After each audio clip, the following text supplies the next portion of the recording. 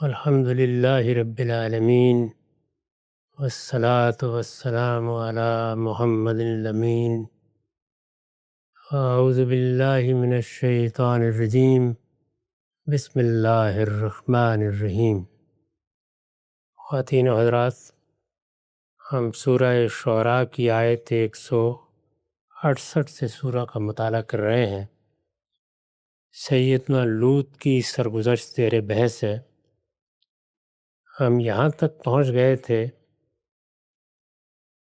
کہ ان کی قوم نے انہیں صاف صاف کہہ دیا کہ اگر تم باز نہیں آئے تو قوم سے نکال دیے جاؤ گے، پھر اس بستی کو چھوڑ کر تمہیں جانا ہوگا۔ میں نے عرض کیا تھا کہ وہ اس قوم کے فرد نہیں تھے، ان کا نکاح اس قوم میں ہوا، لہٰذا سحری تعلق تھا۔ اسی بنا پر ان کی قوم نے ان کو وہاں سے نکال دینے کی دھمکی دی۔ اس کے جواب میں لوط علیہ السلام نے فرمایا کہ انی لعملکم من القالین، میں تمہارے اس عمل سے سخت بیزار لوگوں میں سے ہوں۔ یعنی میرا معاملہ یہ نہیں ہے کہ مجھے ایک پیغام پہنچانے کے لیے کہا گیا، تم اس پیغام کو سننے کے لیے تیار نہیں ہو، اب تم مطالبہ کر رہے ہو کہ میں وہ پیغام نہ پہنچاؤں تو میں باز آ جاؤں گا۔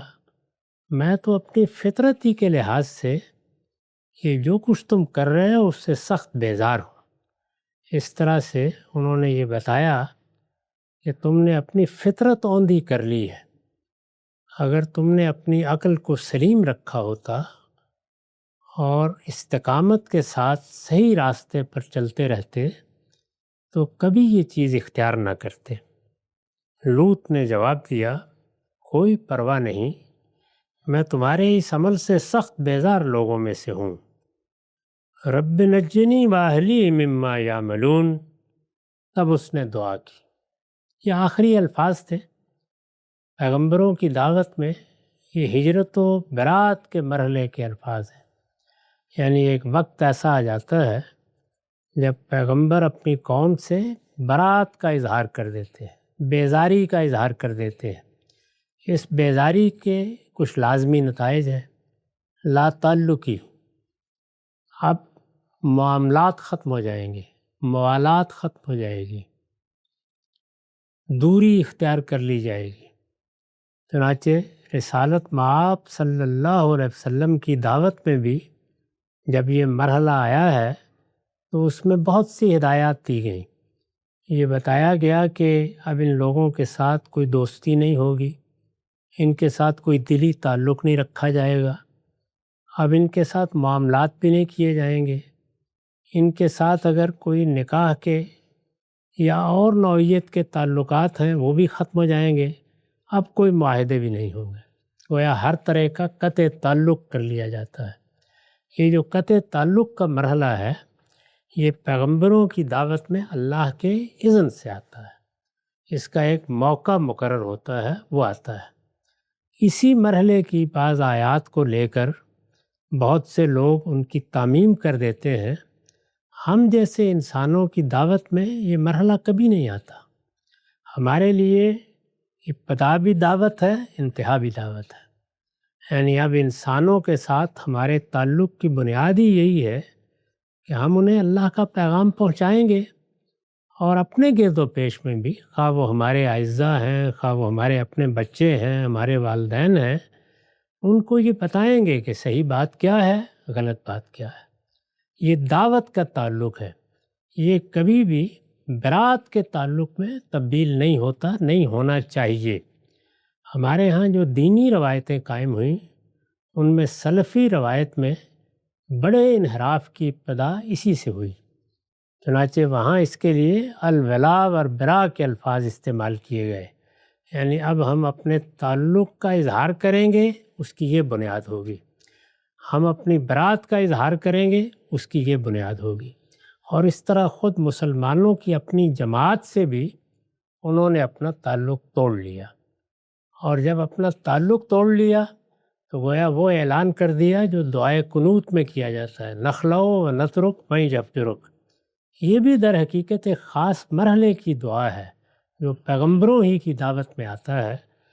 تو اللہ تعالیٰ کے پیغمبر ایک خاص وقت میں خود اللہ کے اذن سے اس کا اعلان کرتے ہیں۔ یہ وہ چیز نہیں ہے کہ قرآن مجید میں اس کی آیات پڑھی جائیں اور پھر اپنے معاملات پر اس کا اطلاق کر دیا جائے۔ جس طریقے سے اتمام حجت کے کچھ تقاضے ہیں، اسی طرح برات کے بھی کچھ تقاضے، یعنی وہ کب ہو سکتی ہے، اس کے لیے کیا قاعدہ ہے، تو اللہ تعالیٰ نے یہ جزا و سزا کے مرحلے سے پہلے رکھی ہوئی، یعنی جب وہ گرفت کرنے کا فیصلہ کر لیتے ہیں پھر یہ کہتے ہیں کہ اب تعلقات توڑ لیے جائیں۔ اب کسی قوم پر اللہ کا عذاب ٹوٹ پڑے گا، وہ اس مرحلے میں ہوتا ہے۔ ہم انسانوں کے لیے جیسے کہ میں نے عرض کیا، ابتدا بھی دعوت ہے، انتہا بھی دعوت ہے۔ ہمارا کام یہ ہے کہ ہم مسلمانوں کو مسلمان سمجھیں۔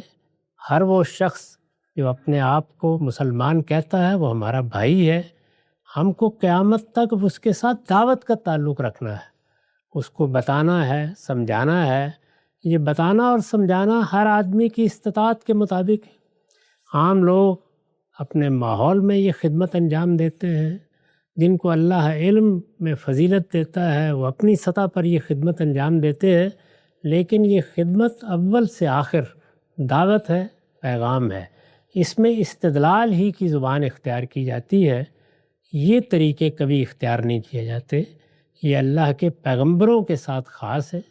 ان کی دعوت کے ایک مرحلے میں یہ موقع بھی آتا ہے۔ جب یہ آتا ہے تو بس قوم کا پیمانہ عمر لبریز ہو جاتا ہے، اس کے بعد اللہ کا فیصلہ آ جایا کرتا ہے۔ تو انہوں نے دعا کی، یعنی اس مرحلے پر آ کر پھر انہوں نے دعا کی، رب نجنی واہلی مما یعملون۔ تب اس نے دعا کی، میرے پروردگار تو مجھے اور میرے گھر والوں کو اس عمل کے انجام سے نجات عطا فرما جو یہ کر رہے ہیں۔ یعنی یہ تو اب اپنے عمل کے انجام کو پہنچنے والے ہیں۔ یہ انجام ہے جو جب اس دنیا میں آ جاتا ہے تو پھر پیغمبر یہ دعا بھی کرتے ہیں۔ اس کو واضح کرنے کے لیے میں نے لکھا ہے، اس جملے میں ایک مضاف عربیت کے قاعدے سے محذوف ہے، یعنی من عقوبت ما یعملون، یہ اسی کے ترجمہ ہے۔ ان کے عمل سے نجات دے، مطلب کیا ہے؟ ان کے عمل کے انجام سے نجات دے۔ اب جب ان کے بارے میں تیرا فیصلہ صادر ہونے والا ہے تو ان کے لیے سزا کا اعلان کرنے والا ہے، ان کا عمل انجام کو پہنچنے والا ہے، تو میں یہ دعا کر رہا ہوں کہ تو مجھے اس انجام سے نجات عطا فرما۔ پیغمبر یہ دعا کرتے ہیں۔ انہوں نے دعا کی، تب اس نے دعا کی، میرے پروردگار تو مجھے اور میرے گھر والوں کو اس عمل کے انجام سے نجات عطا فرما جو یہ کر رہے ہیں۔ اس کی وضاحت میں حاشیہ ہے، اس طرح کی دعا اسی وقت پیغمبر کی زبان پر آتی ہے جب سنت الہی کے مطابق اس کی قوم پر عذاب کا فیصلہ ہو جاتا ہے۔ یعنی یہ دعا کب وہ کرتے ہیں؟ جب اس کے اشارے مل جاتے ہیں کہ اب معاملہ ختم ہو گیا، مجھے جو کچھ کرنا تھا میں نے کر دیا، اللہ تعالیٰ کی سنت پوری ہو گئی، اب اس دنیا میں اللہ کی جزا و سزا کا ظہور ہوگا۔ اس کو اللہ تعالیٰ قرآن مجید میں اپنے فیصلے سے تعبیر فرماتے ہیں کہ پھر میں فیصلہ سناتا ہوں، پھر میرا وہ فیصلہ جو سب لوگوں کو قیامت میں سننا ہے وہ ان قوموں کے لیے اسی دنیا میں صادر ہو جاتا ہے۔ تو یہ فیصلہ ہے جس موقع پر وہ یہ دعا کرتے ہیں۔ ارشاد ہوا فَنَجَّيْنَهُ وَأَهْلَهُ أَجْمَعِينَ، سو ہم نے اسے اور اس کے سب گھر والوں کو نجات دی۔ یعنی پھر اللہ تعالیٰ کی طرف سے اس فیصلے میں جس طریقے سے عذاب کا اعلان ہوتا ہے، اسی طریقے سے پیغمبر کے لیے، پیغمبر کے ساتھیوں کے لیے، اگر اس کے گھر والے بھی صاحب ایمان ہوں تو ان کے لیے نجات کی خوشخبری آ جاتی ہے۔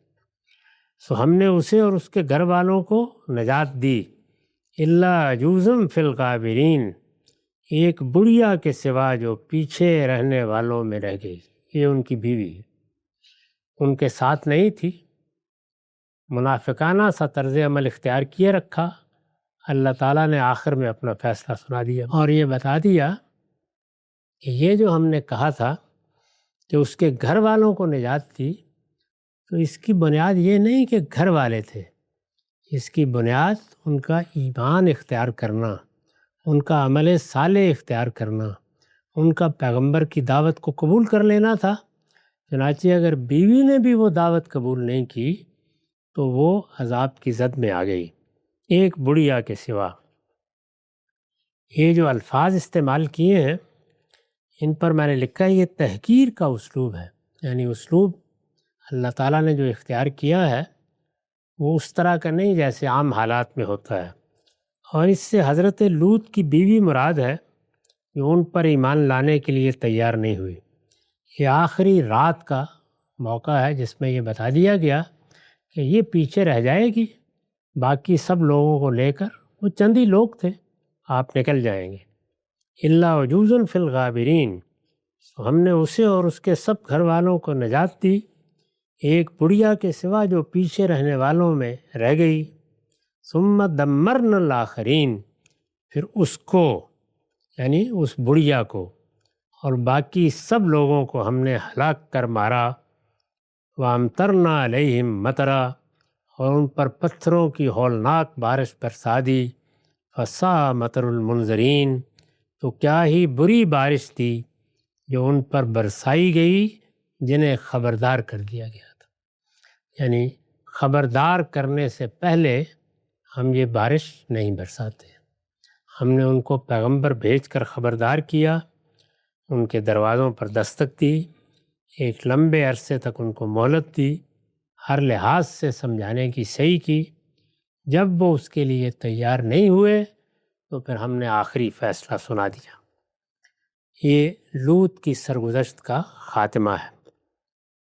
اس میں جس ہولناک بارش کا ذکر ہوا ہے اس کی وضاحت میں نے لکھا ہے، سورہ ہود میں تصریح ہے کہ یہ پتھروں کی بارش تھی، یعنی ان پر جو عذاب آیا اس میں ایک سائیکلونی طوفان اٹھا، اس نے اینٹ پتھر روڑے اٹھائے اور ایک بارش ان کے اوپر برسا دی۔ اس تباہی کے آثار ان کے علاقے میں آج تک نمایاں ہیں۔ یہ علاقہ جیسے کہ اوپر بیان ہوا بحر لوط، بحیرہ مردار جس کو ڈیڈ سی کہتے ہیں، کہ مشرق اور جنوب میں واقع ہے، اور خاص اس کے جنوبی علاقے کے متعلق بیان کیا جاتا ہے کہ یہاں اس درجے کی ویرانی پائی جاتی ہے جس کی نظیر روئے زمین پر کہیں اور نہیں دیکھی گئی۔ جتنے بھی سیاح وہاں سے گزرے ہیں وہ یہی لکھتے ہیں کہ ایک خاص طرح کی ہیبت ناک ویرانی ہے جو وہاں چھائی رہتی ہے۔ یہ قوم لوط کا علاقہ ہے۔ ہولناک بارش برسا دی، تو کیا ہی بری بارش تھی جو ان پر برسائی گئی جنہیں خبردار کر دیا گیا تھا۔ اللہ کا فیصلہ صادر ہو گیا۔ اس سورہ میں جس طرح ہر سرگزشت کی ابتدا پیغمبر کی دعوت کے لیے ایک ہی طرح کے الفاظ میں اس دعوت کے بیان سے ہوتی ہے، اسی طرح ہر دعوت کے خاتمے پر اللہ تعالیٰ ترجیح کی آیات لاتے ہیں۔ یہاں بھی وہی ہے، ان فی ذالک لآیہ وما کان اکثرہم مؤمنین وان ربک لہو العزیز الرحیم۔ اس میں یقیناً بہت بڑی نشانی ہے۔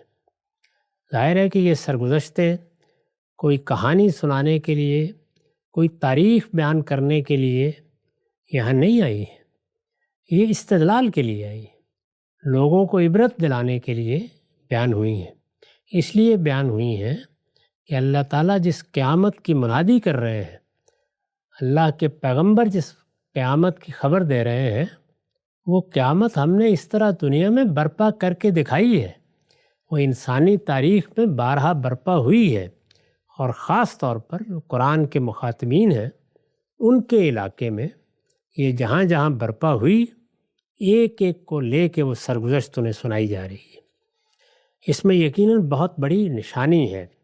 ان فی ذالک لآیہ وما کان اکثرہم مؤمنین، لیکن ان میں سے اکثر ماننے والے نہیں، یعنی دلائل انفس کے دیے جائیں، آفاق کے دیے جائیں، اللہ کی زمین و آسمان میں نشانیوں کی طرف توجہ دلائی جائے، تاریخ کے حقائق سامنے رکھ دیے جائیں، اکثر لوگ ان سے گریز ہی کرتے ہیں، ان میں سے اکثر ماننے والے نہیں ہیں۔ وَإِنَّ رَبَّكَ لَهُوَ الْعَزِيزُ الرَّحِيمُ، اور تیرا پروردگار، اس میں کچھ شک نہیں کہ وہ زبردست بھی ہے اور نہایت مہربان۔ یہ وہی ترجیح کی آیت، ان آیات میں اللہ تعالیٰ ہر سرگزشت کے خاتمے پر ان کے مقصد کی طرف متوجہ کرتے ہیں، اور پھر یہ بتاتے ہیں کہ ہم نے تو عبرت کے سامان مہیا کیے، اس کے لیے بار بار یہ مشاہدات کرائے، لیکن انسانوں کی اکثریت نے ان کو ماننے، ان کو سمجھنے، ان کو سننے، ان کی طرف توجہ کرنے سے گریز اختیار کی۔ اس کے بعد کذب اصحاب الایکۃ المرسلین، اسی طرح بن والوں نے بھی رسولوں کو جھٹلا دیا۔ یہ بن والے کون ہیں؟ یہ شعیب علیہ السلام کی قوم ہے۔ میں نے لکھا ہے، پچھلی صورتوں میں بیان ہو چکا ہے کہ شعیب علیہ السلام مدین والوں کی طرف بھیجے گئے تھے۔ سیدنا ابراہیم کی اولاد میں اسماعیل اور اسحاق سے تو لوگ بالعموم واقف ہیں۔ اسماعیل علیہ السلام کی اولاد ہے جن میں پھر رسالت مآب کی بعثت ہوئی۔ اسحاق علیہ السلام کی اولاد بنی اسرائیل ہے۔ سیدنا اسحاق کے بیٹے یعقوب، انہی کا لقب اسرائیل ہے۔ پھر ان کے بیٹے یوسف، اور پھر انہی کی اولاد میں پیغمبر مبعوث ہوئے سیدنا موسیٰ جیسے جلیل القدر پیغمبر۔ اللہ تعالیٰ نے پوری قوم کا انتخاب کیا، ان کو فلسطین میں آباد کیا، ان کے ذمے یہ کام لگایا کہ وہ توحید کا مرکز اس سرزمین میں بنائیں، اور پوری دنیا کے وسط میں یہ ملک گویا اللہ کا ملک قرار پائے، اس کی حکومت الہیہ ہو، لوگ اس کے نظم کو، اس کے لوگوں کو، اس کی دعوت کو دیکھیں، اور اگر وہ ہدایت حاصل کرنا چاہیں تو پوری دنیا میں یہ گویا منارہ نور بن جائے۔ اس مقصد سے ان کا انتخاب کیا گیا۔ سیدنا ابراہیم کے ایک اور بیٹے بھی ہیں جن کا نام مدیان ہے۔ یہ ان کی بیوی کتورہ کے فرزند ارجمند ہیں۔ شعیب علیہ السلام ان لوگوں کی طرف آئے تھے۔ پچھلی صورتوں میں بیان ہو چکا ہے کہ شعیب علیہ السلام مدین والوں کی طرف بھیجے گئے تھے۔ یہ بستی ابراہیم علیہ السلام کے صاحبزادے مدیان کے نام پر مدین یا مدیان کہلاتی تھی، جو ان کی تیسری بیوی کتورہ کے بطن سے تھی۔ اس کے قریب، یہ جو بستی ہے، اس کے قریب ایک بہت بڑا بن تھا، جنگل تھا بہت بڑا، یعنی زرخیز علاقہ تھا۔ تو وہاں پر ایک بڑا بن یا ایک گویا جھاڑیوں کا جنگل اگایا ہوا تھا۔ عربی زبان میں جھاڑی اور بن کے لیے ایکا کا لفظ آتا ہے۔ آیت میں اسی بنا پر ان کا ذکر اصحاب الایکا یعنی بن والوں کے، جنگل والوں کے الفاظ سے ہوا ہے۔ تو یہ وجہ ہے، اصل میں یہ قوم شعیب ہے۔ اسی طرح بن والوں نے بھی رسولوں کو جھٹلا دیا۔ کذب اصحاب الایکۃ المرسلین اذ قال لهم شعیب الا تتقون۔ یہ پھر وہی دعوت، وہی الفاظ جو ہر پیغمبر نے آ کر ان کے سامنے دہرائے۔ یعنی ظاہر ہے کہ الفاظ میں تو کچھ اختلاف بھی رہا ہوگا، لیکن قرآن مجید نے جب ان کا خلاصہ بیان کیا ہے تو ایک ہی الفاظ اس لیے استعمال کیے تاکہ یہ معلوم ہو کہ پیغمبروں کی دعوت کوئی مختلف دعوت نہیں رہی، وہ ایک ہی دعوت تھی، ایک ہی پیغام تھا۔ انہوں نے ایک ہی جگہ سے اپنا تعارف کرایا اور ایک ہی بات کی طرف لوگوں کو بلانے کی صحیح کی۔ اذ قال لهم شعیب نے ان کے سامنے وہی بات رکھی، الا تتقون، کیا تم ڈرتے نہیں ہو؟ انی لکم رسول امین۔ الا تتقون یعنی کیا یہی سمجھتے ہو کہ تم بے مہار ہو، تمہیں کوئی نہیں پوچھے گا، تمہیں کوئی اندیشہ نہیں ہوتا کہ ایک دن اپنے پروردگار کی بارگاہ میں پکڑ بلائے جائے ہوئے؟ یہ پوری بات ہے، جس بات کو وہ ایک لفظ سے ادا کر دیتے ہیں، کیا تم ڈرتے نہیں ہو؟ میں تمہارے لیے ایک رسول امین ہوں، یعنی اللہ کا بھیجا ہوا ہوں، اپنی طرف سے نہیں آ گیا۔ میرے پاس ایک پیغام ہے، میں اس کا امانت دار ہوں۔ یعنی میں کوئی بات نہ اپنی طرف سے کہہ رہا ہوں، نہ اپنا کوئی مقصد میرے سامنے ہے، میں تو وہ امانت میرے پاس ہے وہ تمہیں پہنچا رہا ہوں۔ میں تمہارے لیے ایک رسول امین ہوں۔ فاتقوا اللہ وأطیعون، اس لیے اللہ سے ڈرو اور میری بات مانو۔ یہی دعوت کا خلاصہ ہے۔ یعنی بندہ اپنی بندگی کا احساس کر لے، یہ سمجھ لے کہ ایک دن مجھے اپنے پروردگار، اپنے منعم حقیقی کے سامنے پیش ہونا ہے۔ اس پیشی کے لیے اندیشہ ناک رہے اور وہاں کامیابی کے لیے پیغمبر کی بات مان لے۔ یہ دعوت ہے۔ یعنی مختصر لفظوں میں میری بات مانو۔ اور پھر انہوں نے واضح کر دیا کہ وما اسألکم علیہ من اجر ان اجری الا علی رب العالمین، میں اس پر تم سے کوئی صلہ نہیں مانگتا، میرا صلہ تو اللہ رب العالمین کے ذمے ہے۔ یعنی میرا کوئی مفاد نہیں، میں کوئی سیاسی امنگیں نہیں رکھتا، مجھے کوئی تم پر بادشاہی نہیں کرنی، میں ایک پیغام پہنچانے کے لیے آیا ہوں۔ وہ پیغام میں چاہتا ہوں کہ تم تک پہنچ جائے۔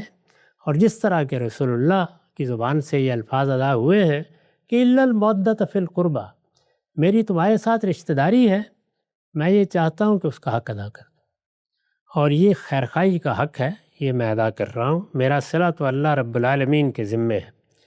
جس طرح پہلے پیغمبروں میں قرآن نے یہ طریقہ اختیار کیا کہ یہ تعارف نقل کیا، ان کی دعوت بیان کی، اور پھر یہ بتایا کہ انہوں نے خاص طور پر اپنی قوم کو اس کے کن جرائم کی طرف توجہ دلائی۔ میں عرض کر چکا ہوں کہ مختلف قوموں میں بعض جرائم نمایاں ہو جاتے ہیں، یعنی ہوتی تو سبھی چیزیں ہیں، اپنی قوم کو بھی دیکھیے تو سارے ہی جرائم، سارے ہی گناہ ہو رہے ہوتے ہیں، لیکن بعض چیزیں بڑی نمایاں ہو جاتی ہیں، کسی قوم کی گویا علامت سی بن جاتی ہیں۔ اگر آپ اس قوم کا تعارف دیکھیں تو اچھا بھی بعض پہلوؤں سے ہوتا ہے اور بعض پہلوؤں سے برا بھی ہوتا ہے۔ تو ہر قوم جن چیزوں میں نمایاں ہوئی اس کو وہ خاص طور پر موضوع بناتے ہیں۔ تو قوم شعیب کا معاملہ کیا تھا، اب اس کو انہوں نے موضوع بنایا ہے۔ وَأَوْفُوا الْكَيْلَ وَلَا تَكُونُوا مِنَ الْمُخْسِرِينَ، میں تم سے کہتا ہوں کہ پیمانہ پورا بھرو، یعنی ناپ تول میں جو کچھ تم ڈنڈی مارتے ہو اس سے خدا کی پناہ چاہو، یہ کام نہ کرو۔ یہ چونکہ تجارت پیشہ قوم تھی، اس وجہ سے لوگوں کے ساتھ دھوکہ کرتے، فریب دیتے، کم تولتے، باہر سے آنے والے لوگوں کو دھوکہ دیتے، تو انہوں نے خاص طور پر اس جانب توجہ دلائی۔ میں تم سے کہتا ہوں کہ پیمانہ پورا بھرو، وزنوا بالقسطاس المستقیم، اور کسی کو نقصان دینے والے نہ بنو، ولا تبخسوا الناس اشیاءہم ولا تعثوا فی الارض مفسدین، اور سیدھی ترازو سے تولو اور لوگوں کو ان کی چیزیں گھٹا کر نہ دو، اور زمین میں فساد برپا نہ کرو۔ واتقوا الذی خلقکم والجبلۃ الاولین، اور اس خدا سے ڈرو جس نے تمہیں پیدا کیا ہے اور تم سے پہلی نسلوں کو بھی۔ یہ انہوں نے ان کے ہاں جو بیماری عام ہو گئی تھی اس کی جانب توجہ دلائی۔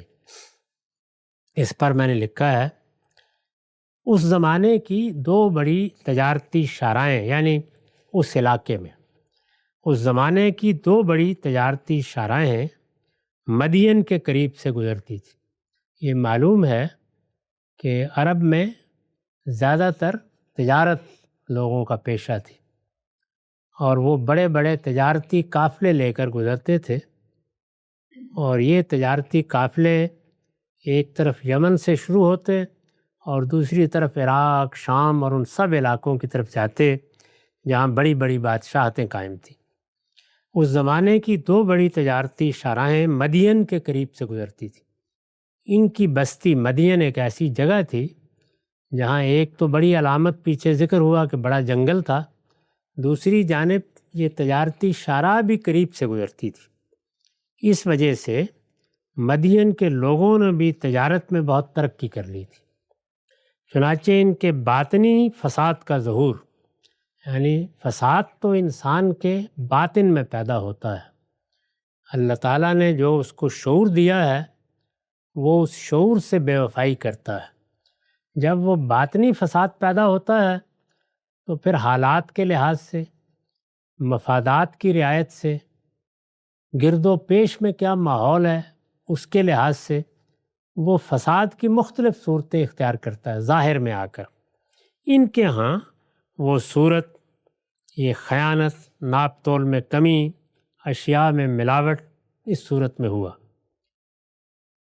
چنانچہ ان کے باطنی فساد کا ظہور ناپ تول میں خیانت اور اشیاء میں ملاوٹ کی صورت میں بھی ہوا۔ یہ اس بات کی علامت تھی کہ پوری قوم کے اندر عدل و قسط کا تصور مختل ہو چکا اور خدا کے قائم بالقسط ہونے کا عقیدہ باقی نہیں رہا۔ کسی آدمی نے کم تول دیا، کسی نے کوتاہی کی، گرد و پیش کے لوگ اسے توجہ دلا رہے ہیں، معاشرے میں اس کے لیے کوئی عزت نہیں ہے۔ اگر اس نے اس طرح کا انحراف کیا ہے تو ماں بھی ڈانٹ رہی ہے، باپ بھی نفرین بھیج رہا ہے، تو پھر یہ بیماری جزوی ہے، یہ افراد تک ہے۔ لیکن اگر پوری قوم میں اس طرح کی چیزیں ہنین مریا ہو جائیں، ہر آدمی یہی روش اختیار کر لے، انسانوں کے اندر سے وہ لوگ جو اس بیماری سے بچے ہوئے ہوں 2-4 سے زیادہ نظر نہ آئیں، لوگ ان کو استثناء کے طور پر بیان کر رہے ہوں، تو پھر ظاہر ہے کہ اس کے معنی یہی ہوں گے کہ اللہ تعالیٰ نے انسان کے اندر جو عدالت کی ایک ترازو رکھی ہے اس کی تابیں ٹوٹ گئی، وہ چیز ختم ہو گئی، اس میں اختلال واقع ہو گیا ہے۔ اور یہ بات کہ میرا پروردگار قائم بالقسط ہے، وہ خود بھی انصاف پر قائم ہے، وہ دوسروں سے بھی انصاف کا تقاضا کرتا ہے، پھر یہ ایمان بھی ختم ہو گیا۔ استاذ امام لکھتے ہیں، اس دنیا کو اللہ تعالیٰ نے ایک میزان کے ساتھ پیدا کیا ہے اور اسی میزان پر یہ آسمان و زمین قائم ہے۔ یہ بات سورہ رحمان میں بیان ہوئی ہے، اس میں بتایا ہے کہ میں نے جب زمین و آسمان کو بنایا تو وضع المیزان، میں نے اس میں ایک ترازو رکھ دی ہے۔ مطلب کیا ہے؟ ایک میزان ہے جو ہر چیز کو قائم رکھے ہوئے ہے، اس میں کوئی چیز اپنے حدود سے تجاوز نہیں کرتی۔ اب جو ہم کائنات کے بارے میں معلومات حاصل کر چکے ہیں تو اندازہ کیا جا سکتا ہے کہ کس درجے کے اجرام فلکی ہیں جو ہمہ وقت گردش میں ہیں، کہکشانوں پر کہکشانے ہیں، لیکن ان میں کبھی ان کے تصادم کی نوبت نہیں آتی، وہ سب اپنے اپنے راستے پر گامزن ہیں۔ تو ایک میزان قائم ہے جس پر یہ کائنات قائم ہے، ایک توازن ہے جو ہر چیز میں قائم کر دیا گیا ہے، جس کی وجہ سے زندگی قائم ہے، جس کی وجہ سے یہ دنیا حیات بخش ہو گئی ہے۔ تو اللہ تعالیٰ نے اس کے بارے میں توجہ دلائی اور پھر فرمایا کہ اللہ تطغوا فی المیزان، یہ جو میں نے میزان قائم کی ہے، میں نے توازن قائم کیا ہے، میں نے ایک ایک چیز میں ہارمنی پیدا کر دی ہے، یہ تمہیں سبق دیتی ہے کہ تم بھی کبھی میزان میں الٹی سیدھی باتیں نہ کیا کرو، اس کو قائم رکھا کرو، اس میں طغیان پیدا نہ کرو۔ اس دنیا کو اللہ تعالیٰ نے ایک میزان کے ساتھ پیدا کیا ہے اور اسی میزان پر یہ زمین و آسمان قائم ہے۔ اگر یہ درہم برہم ہو جائے تو یہ آسمان و زمین درہم برہم ہو جائیں۔ اللہ تعالیٰ کا یہ نظام انسانوں کو رہنمائی دیتا ہے کہ وہ بھی اپنے اندر ہر شعبہ زندگی میں صحیح میزان کے قیام کا پورا اہتمام رکھیں، ورنہ ان کا سارا معاشی و معاشرتی نظام درہم برہم ہو کر رہ جائے گا۔ یعنی یہ ایک ہی نقطے کی بات ہے جو ہماری دنیا کے لیے اللہ تعالیٰ نے بتائی ہے کہ جس وقت تم چیزوں کے اندر قائم توازن کا لحاظ نہیں رکھتے تو پھر سیاست بھی درہم برہم ہوتی ہے، معیشت بھی درہم برہم ہوتی ہے، پھر کوئی نظام عارضی طور پر فائدہ پہنچا دے تو پہنچا دے، وہ اصلاً کساد بازاری کے طوفانوں سے گزرتا رہتا ہے۔ اسی جانب انہوں نے توجہ دلائی کہ تم جو رویہ اختیار کر رہے ہو یہ دنیا میں فساد کا باعث بنے گا، اس لیے اس خدا سے ڈرو جس نے تمہیں پیدا کیا ہے اور تم سے پہلی نسلوں کو بھی۔ اقول قولی ھذا واستغفر اللہ لی ولکم۔